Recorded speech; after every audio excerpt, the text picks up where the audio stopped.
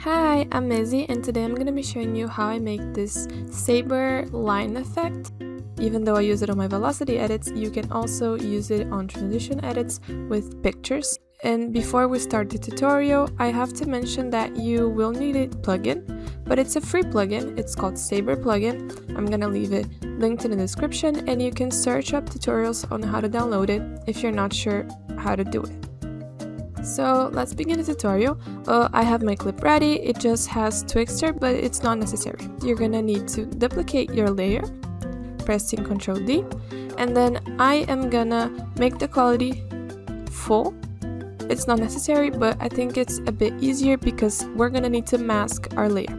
So for that, we're gonna go up here, click the pen tool, and we're gonna zoom in a little bit, and we're gonna start masking where you want the line to be.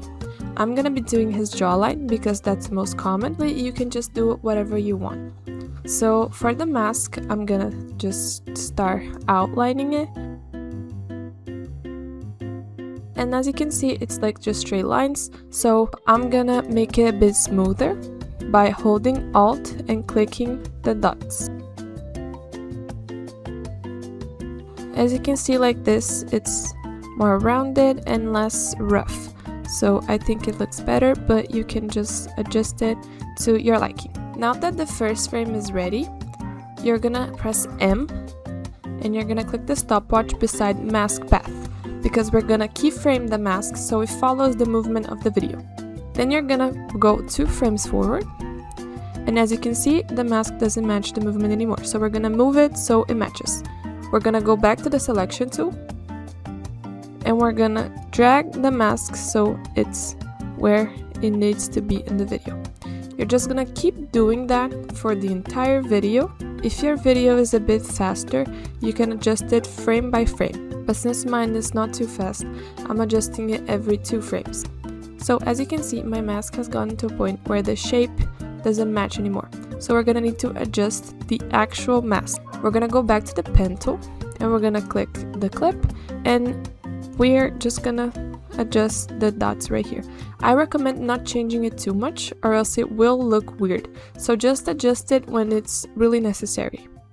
Then we can just go back to what we were doing before.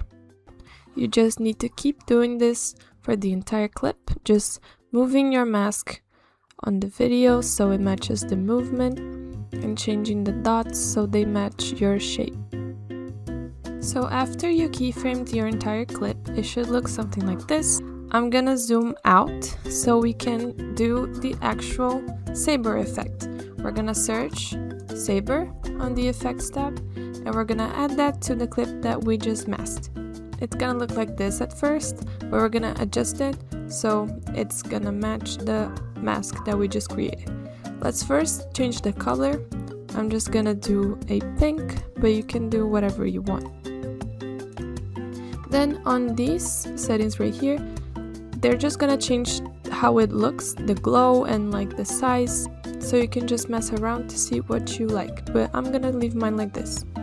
We're gonna go here on customize core, and here on core type, we're gonna switch from Saber to layer masks, so it matches the layer that we just created. Now on these settings below, you're gonna go on start roundness, and you're gonna set it to 1. And then on end size, you're gonna set it to 0. So it looks like this. Now let's keyframe our actual movement. On the first frame, you're gonna keyframe start offset by clicking the stopwatch at 100. Then you're gonna go more towards the end of your clip, not to the very end, but more towards the end. I'm gonna click U so I can see my keyframes, and then I'm gonna set start offset to 0. I'm gonna select it, easy ease, and just do this simple graph.